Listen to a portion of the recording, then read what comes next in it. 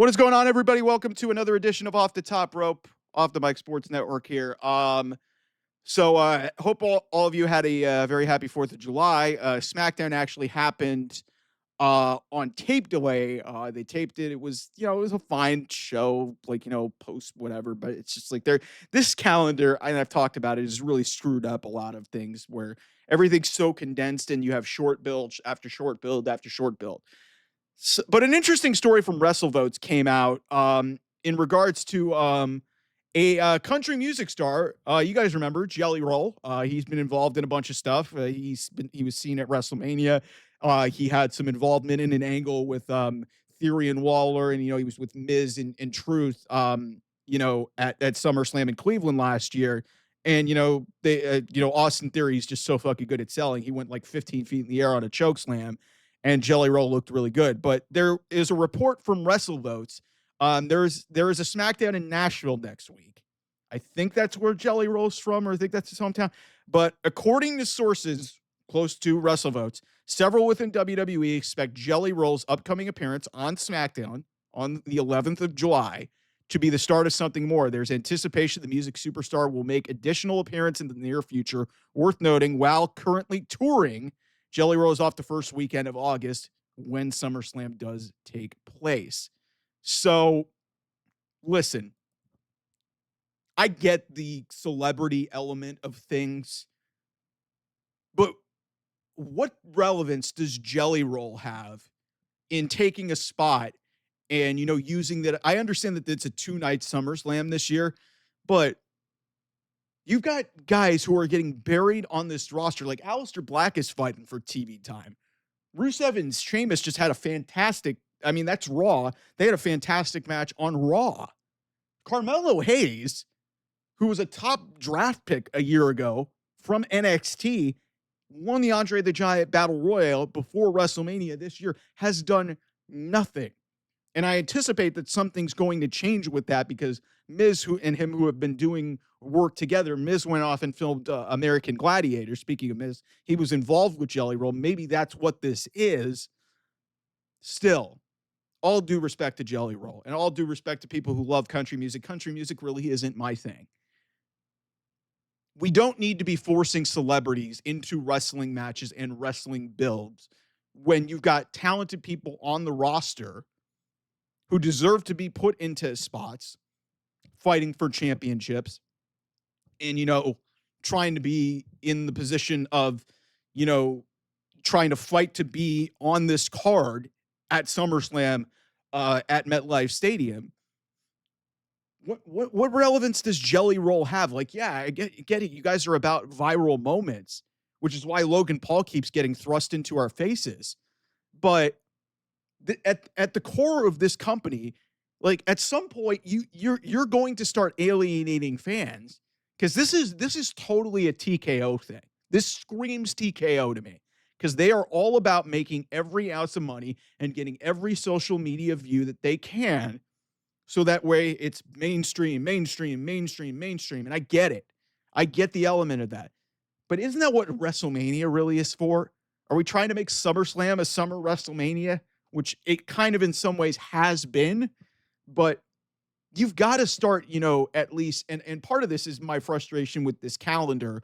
Really, the only match that is currently on the books for SummerSlam, well, the only 2 matches that are really on the books for SummerSlam is, the women's championship match. Jade Cargill has got a guaranteed spot there. But that's not it. We're assuming that Tiffany Stratton is going to be Trish Stratus. That's probably what should happen. And it's going to be Tiffany Stratton versus Jade Cargill for the women's championship. And then it's Cody Rhodes and John Cena too. So listen, I get it that hey, you want to put like a celebrity match in the midst of that. But I feel like this is so forced to the point where, hey, we're on the 11th of July. We're literally 3-4 weeks away from, or like 2-3-4 weeks away from SummerSlam. And you're going to invest more time into developing a storyline for a country music star. And also literally that same weekend, you're spending more time investing into developing a story for Gunther and 58-year-old Bill Goldberg. Granted, it started last year at Bad Blood, but what about the rest of this roster? WWE's roster is as deep as it's ever been. And you mean to tell me that you're going to give more time and more effort to Jelly Roll? I got nothing against Jelly Roll. Very talented guy. I've heard some of his music. Again, country music is not my thing. But why is he getting a dedicated spot to be on this card? Because he's famous and he's a country music star? That shouldn't be how this goes. I get it. WWE is about making profits and making money. But at a certain point, you're going to start alienating some of your fan base when you're charging them the inordinate sums of money to get into these events. And then you're putting Jelly Roll, a guy who is a music star, into a wrestling match at SummerSlam 2 nights. Granted, you've got to fill out a card, but you've got wrestlers on the roster that are going to do this. And I don't know who it's going to be against, but at the end of the day, it's like, this feels so incredibly forced. Like, if you would have started this sometime around, WrestleMania or something like that, rather than, waiting for, an event in Nashville, which I'm assuming is where he resides, or he's got some affinity there to Nashville. But you literally have 2 weeks to build this thing at SummerSlam. So you're going to just have a casual run-in with him? Like, I understand that, like, the need to have celebrities involved with your product, but it's got to make sense. And hearing this story from WrestleVotes that this is going to start literally 2 weeks before SummerSlam, and he's off on SummerSlam, so we're just doing a quick build and just, like, trying to get views there. Like, listen, celebrities' involvement and stuff can be great. Bad Bunny, that started at the Royal Rumble, and it got paid off at WrestleMania. Bad Bunny had stuff that he was built off of post-WrestleMania, and he obviously had a built-in storyline with Damian Priest that led to that amazing match in Puerto Rico a couple years ago at Backlash. Jelly Roll's had no involvement really in storylines since, outside of having a quick little segment at SummerSlam a year ago. That's it. So what? Is he going to face Miz?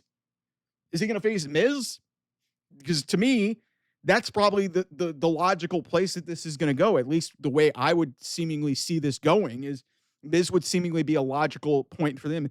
And then maybe this starts something with Carmelo Hayes. But it's like, guys, Carmelo Hayes should have been built up to be more. He hasn't been mattering on television. There's other people on this roster who deserve spots potentially to fight to be on SummerSlam. I love that Andrade and Rey Fenix are teaming up as one, and they could potentially get a tag team title shot.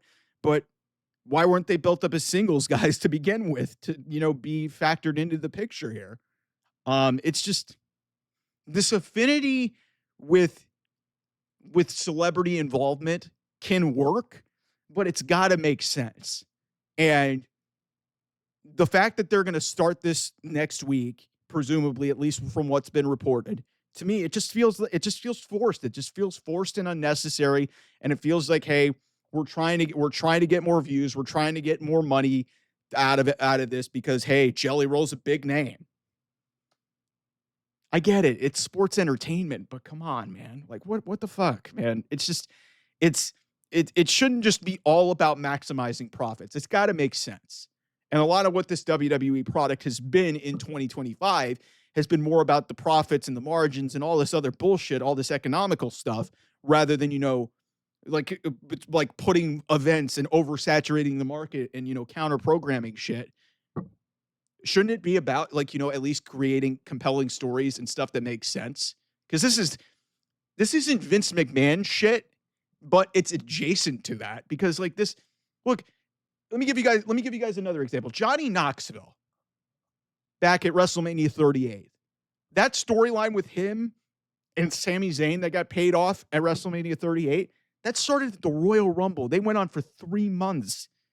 Jelly Roll's just going to come in next week, and we're going to start to build the SummerSlam over 2 weeks. We've had that. We've had Bad Bunny. Those make sense when you integrate these people into storylines. This feels like just a quick move just because we're going to capitalize on this guy's popularity because he's on tour and he's taking a break. It's just, it's not the right way to do this. This is the opposite, and this screams TKO. This screams, just their nonsensical way of just, pushing out like, stuff to make as much money as they possibly can and make all of us look like fools and drain our wallets. And this is the type of bullshit. Everybody gets mad at me because I glaze WWE and I shit on AEW. This is one thing that I've got to be hard on WWE for. Nothing against Jelly Roll, nothing against what he does. He's very popular. He has a base, not really for me. His music is fine. Like I said, country music isn't my cup of tea, but this feels completely unnecessary. Anyway, thanks so much for watching. I'll see you guys soon. Bye-bye.